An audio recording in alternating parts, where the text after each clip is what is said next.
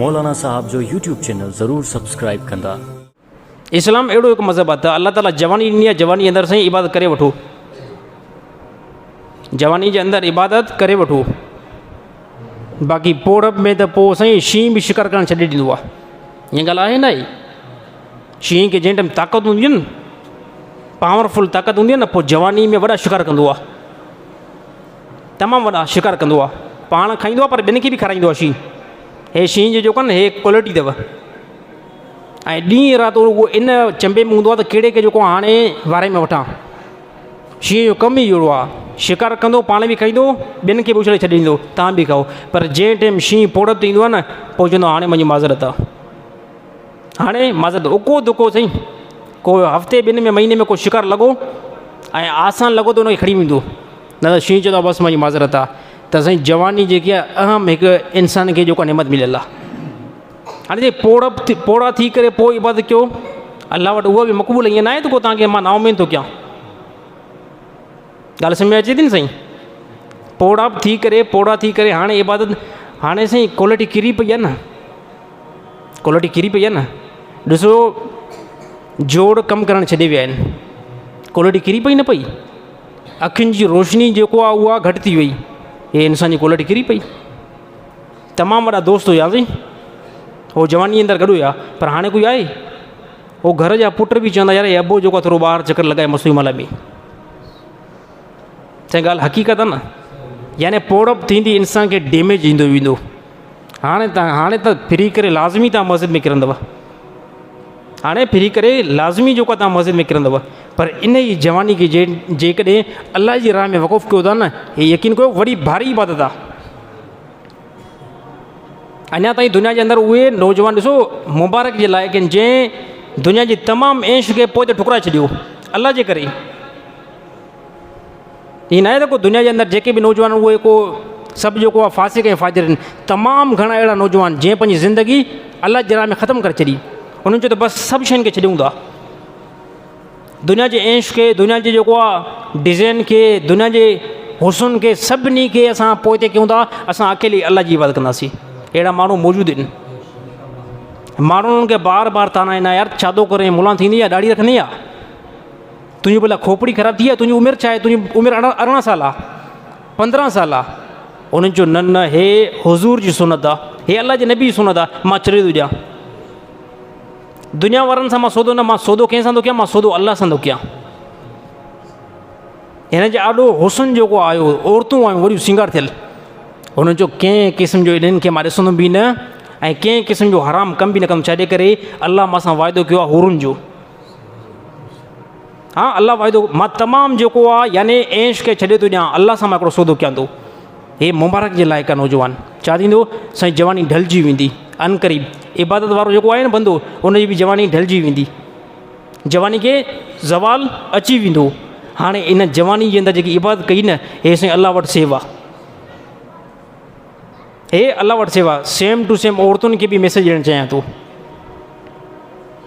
त हुस्न आहे न, हुस्न औरतुनि खे ॾिसो, हुस्न आहे, जवानी आहे न 18 साल 15 साल, त दुनिया जा तमामु ढरकी क़िस्म जा माण्हू जेको तव्हांखे फोकस कंदा। जेकॾहिं अगरि औरत पर्दो न कंदी न, त हज़ारे नौजवान जेको आहे न उहो तव्हांखे लेन हणण जी कोशिशि कंदा। पर हिन औरत खे जेको खोपड़ी में पंहिंजी में ॻाल्हि विहारणी खपे त अलाह मुंहिंजे मथां निगहबान आहे, अलाह मूंखे पर्दे जो हुकुम ॾिनो आहे। थोरी जवानी आहे, छा थींदो भला, पंहिंजे नफ़्स जे मथां मां भारी वज़न रखंदुमि, ऐं जेको मां पंहिंजे मथां हिजाब जो ताज न लाहींदुमि। थोरी ज़िंदगी सां इन औरत जी बि जवानी ढलिजी वेंदी, इहा औरत बि अची वेंदी पोड़प में। इन जेकी नेकी कई न, हीअ अलाह वटि सेव थी वेंदी। बाक़ी पोड़ी औरत खे केरु ॾिसंदो आहे? अरे पोड़ी औरत जेकॾहिं पंहिंजी घरवारी हुजे, उनखे बि चवंदासीं कुराड़ी। ईअं आहे न?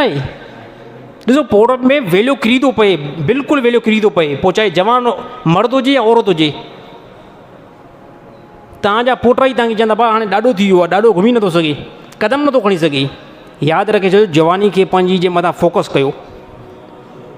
हे हिकु हिकु जेको क़दम आहे न, हिकु हिकु क़दम माण्हू तव्हांखे मसरूफ़ तरफ़ छिकींदा। तव्हांखे दोस्त तव्हांजा बार बार कॉल कंदा, तव्हांखे माण्हू चवंदा असांजी दुकान ते अची करे कमु कर, छाजे करे जवानी आहे। पर जंहिं टाइम जवानी वई न, हे तमामु दोस्ती पोइ जेको आहे लिफ्ट बि न कराईंदी, हलियो हुन मार्केट खां शॉर्ट थी वञो। कोई माण्हू जेको आहे तव्हांखे पोइ कम ते बीहारण जी कोशिशि न कंदो, यार हे पोड़ो माण्हू कमु कहिड़ो कंदो। इहा आहे न पोड़नि खे अक्सर रिटायरी, हे असांजी हुकूमत पाकिस्तान बि छाजे करे रिटायरी ॾींदी आहे। हे तमामु मुल्कनि में ॾिसो रिटायरी वारो सिस्टम आहे न, इहो छाजे करे इहो इन तरह थींदो त हाणे बसि हिन जा जेके उहे जज़्बात हुया न कम जा, उहे जज़्बात हाणे मरी विया आहिनि बसि। हाणे हे कमु का असांजी गर्दन में फिट थींदो ऐं कमु बि न करे सघंदो, कमु का डिसिप्लिन खे ख़राबु कंदो। इन करे हुकूमत बि रिटायर ॾेई छॾी, अलाह रिटायरी न ईंदी आहे। अलाह ताला फरमाए थो भले पोड़ में अचो, हा थियणु ईअं खपे न। अलाह ताला फरमाए, ए ज़ालिमो फासिक फाजिरो, पूरी ज़िंदगी तबाह करे आया आहियो, हाणे कहिड़े मुंहं सां मुंहिंजे दर ते था अचो।